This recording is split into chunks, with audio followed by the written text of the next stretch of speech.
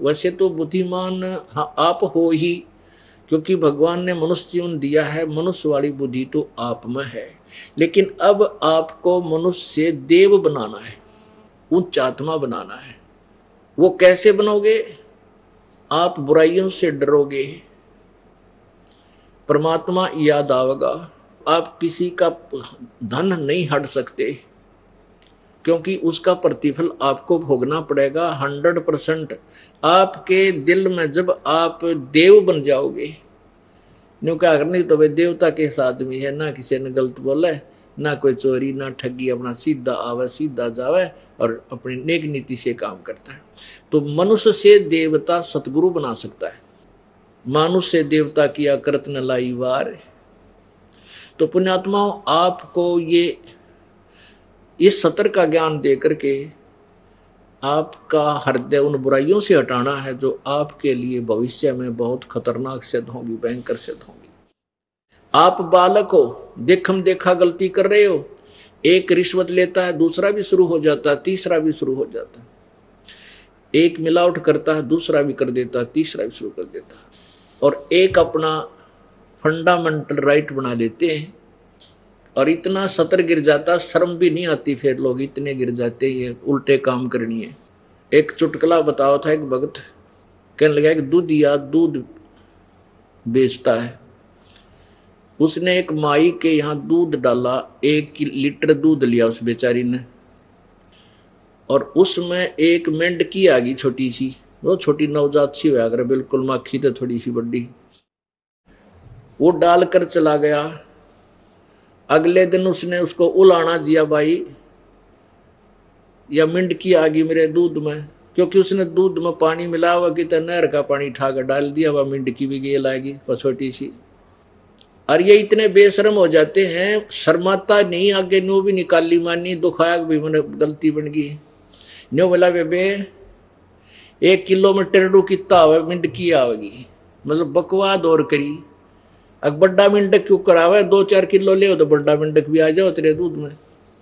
यानी अपनी इतनी नीचता ढीठता पर आ जाता है इंसान कि बुराइयों से डरता नहीं।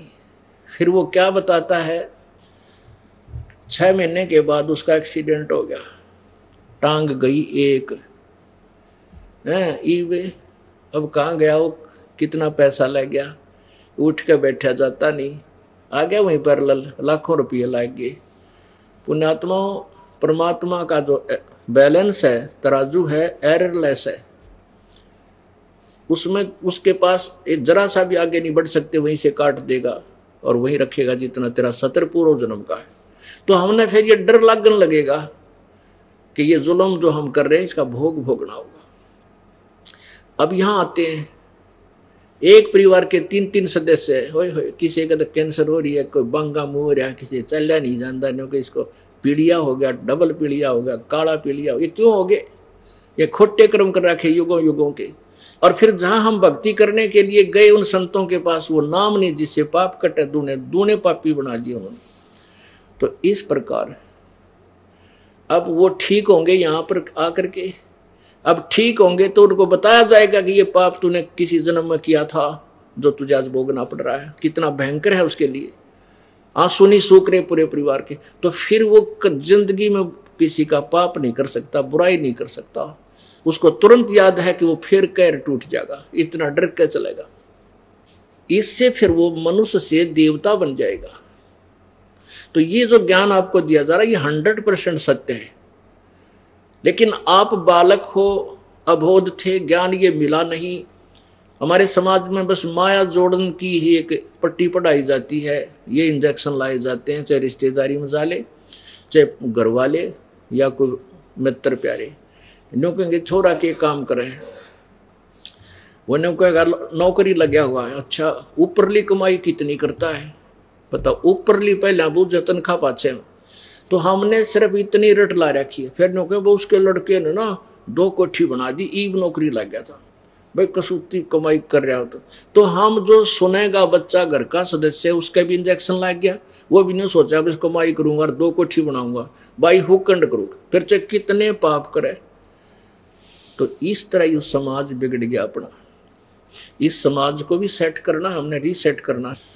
इस तत्व ज्ञान से आप इतने योग्य हो जाओगे, समझने लग जाओगे, परमात्मा के विधान से परिचित हो जाओगे,